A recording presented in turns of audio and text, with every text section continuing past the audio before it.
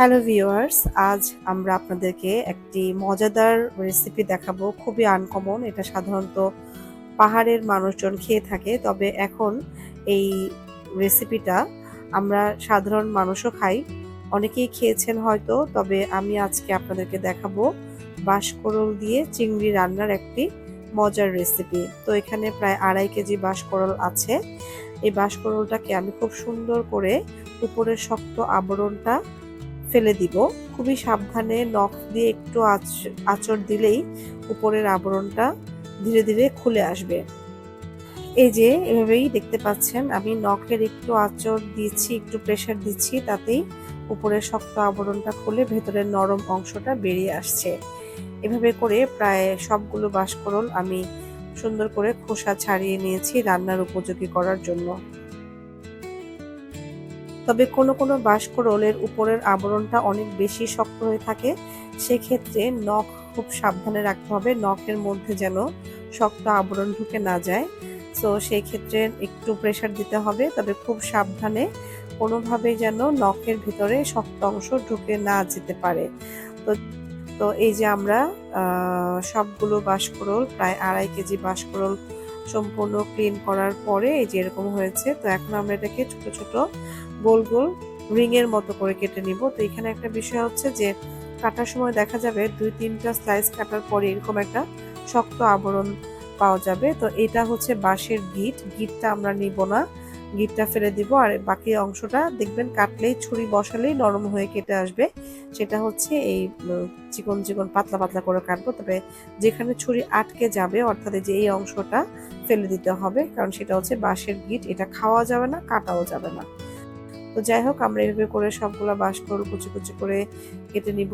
এই অংশটা একদম মাথার যে চিকন অংশটা সেটা একদম কুচি না করলেও চলবে, ওটা দেখতেও খুব সুন্দর লাগে, এরকম আমরা ওটুকু আস্তে রেখে দিব। এই যে আমার হয়ে গেল, সবগুলো আমি কুচি করে ফেলেছি।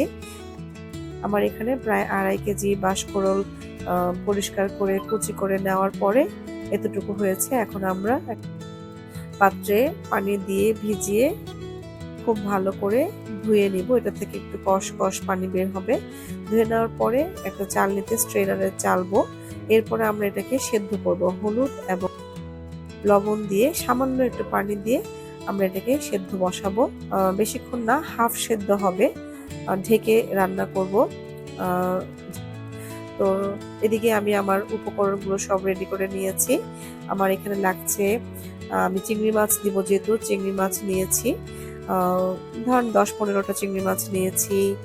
এটা যার যার ইচ্ছে মতো। আদা বাটা, রসুন বাটা পরিমাণ মতো 1 টেবিল চামচ করে, পেঁয়াজ কুচি, যেহেতু আমি হলুদ দিয়েছি হলুদ দিব না, মরিচ গুঁড়ো নিয়েছি, আর এই হচ্ছে আমার বাঁশকরল। আমি অর্ধেক বাঁশকরল রান্না করব, আর পরিমাণ মতো তেল নিয়েছি।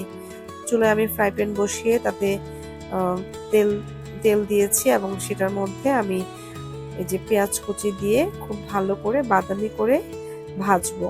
তো পেঁয়াজটা যখন হালকা বাদামি কালার আসবে তখন আমি এর মধ্যে অন্যান্য উপকরণ দিব, আদা বাটা, রসুন বাটা, ধনিয়ার গুঁড়া, মরিচ এবং সামান্য লবণ। যেহেতু আমি লবণ দিয়ে একবার সেদ্ধ করেছি, লবণটা সামান্য দিব। চিংড়ি মাছের জন্য চিংড়ি মাছ দিয়ে দিব, দিয়ে এটাকে খুব ভালো করে কষাতে হবে। এখানে পানি ব্যবহার করার প্রয়োজন নাই, কারণ তেলটা আমি একটু পরিমাণে বেশি দিয়েছি।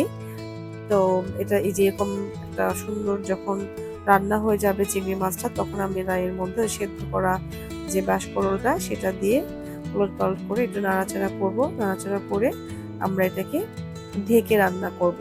এই যে আমি ঢেকে দিলাম। ঢেকে দেওয়ার প্রায় 10 মিনিট পর এসে আমি দেখব যে এরকম ভাজা ভাজা হয়েছে। এখানে আমি এক্সট্রা পানি অ্যাড করতে চাচ্ছিলাম না, তবে আপনারা চাইলে সামান্য একটু পানি অ্যাড করতে পারেন। এই যে আমার হয়ে গেল, এরকম ভাজা ভাজা হবে এবং একটু শুকনো শুকনো হবে। তো এই ছিল আমার বাঁশকরল রান্নার রেসিপি। আশা করি আপনাদের ভালো লেগেছে।